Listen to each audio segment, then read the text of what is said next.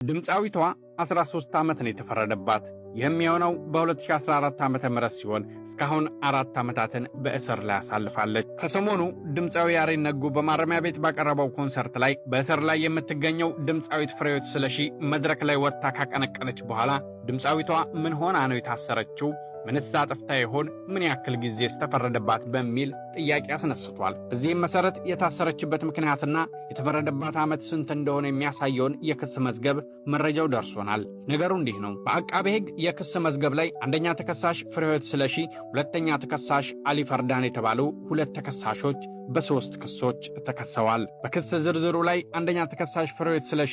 ካልተያዙ ግብረ አበሮቿ ጋር በመሆን ከኢትዮጵያ የግዛት ክልል ውጪ ከኢትዮጵያ ባህሬን ሀገር ለሥራ ለመላክ በሚል ሽፋን በሰው ለመነገድ በማሰብ የዘመናዊና ባህላዊ ውዝዋዜ ተወዛዋዥ የሆኑትን በ3 ክስ የተጠቀሱ 3 የተለያዩ የግል ተበዳዮችን ዘመናዊና ባህላዊ ውዝዋዜ እየሰራችሁ በየወሩ $500 ይከፈላችኋል፣ ምግብና መኝታ በጥሩ ሁኔታ ታገኛላችሁ፣ ዳንስና ውዝዋዜ ስታቀርቡ ሽልማት ታገኛላችሁ በማለት የተስፋ ቃል በመስጠት ቀኑ በውል ባልታወቀ ነሐሴ ወር 2014 ዓ.ም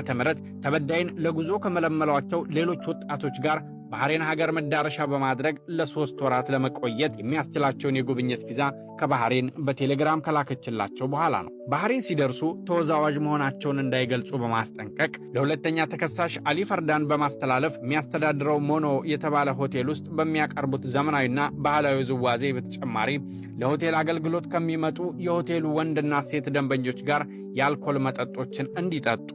ዝሙትና መሰል የወሲብ ተግባራትን እንዲፈጽሙ በማድረግ ይከፈላችኋል ከተባለው $500 የወር ደሞዝ ላይ $200ን ለአንደኛ ተከሳሽ ፍሬህይወት ስለሺ እንዲከፍሉ በማድረግና ሁለተኛ ተከሳሽ አሊ ፈርዳን የሚያስተዳድረውን ሆቴል ገቢ ከፍ በማድረግ ከተጠቀመችባቸው በኋላ ወደ ሀገራቸው እንዳይመለሱ የጉዞ ሰነዳቸውን በመያዝ ለሌላ ለማይታወቅ ግብረ አበሩ በማስተላለፍ በምታስተዳድረው ማርኮ ፖሎ በተባለ ሆቴል ውስጥ ለሆቴል አገልግሎት ከሚመጡ የሆቴሉ ወንድና ሴት ደንበኞች ጋር የአልኮል መጠጦችን እንዲጠጡ፣ ዝሙትና መሰል የወሲብ ተግባራትን እንዲፈጽሙ በማድረግ በባህሬን ሀገር መቆየት ከሚችሉበት የ3 ወራት ጊዜ ለተጨማሪ 4 ወራት እንዲራዘምና ቪዛቸው እንዲቃጠል በማድረግ የተበዳይን ተጋላጭነት በመጠቀም ወደ ሀገር ቤት መመለስ ከፈለጋችሁ ከሰዎች ጋር ወሲብ እንዲፈጽሙ ካደረገቻቸው በኋላ መጋቢት 15 ቀን 2015 ዓ.ም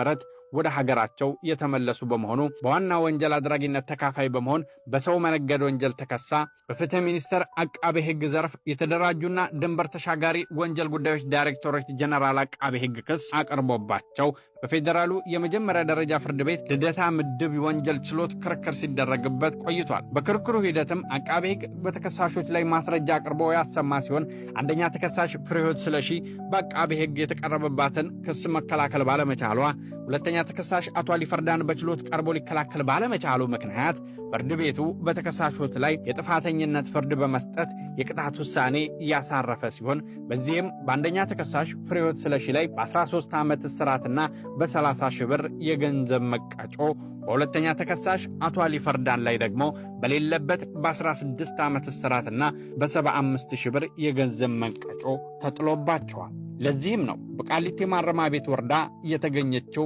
አንደኛ ተከሳሽ ፍሬህይወት ስለሺ ድምፃዊ ያሬድ ነጉ በማረሚያ ቤት ባቀረበው ኮንሰርት ላይ ድምፃዊነቷን ተጠቅማ የናፈቃትን መድረክ ስትወዛወዝ ያየናት።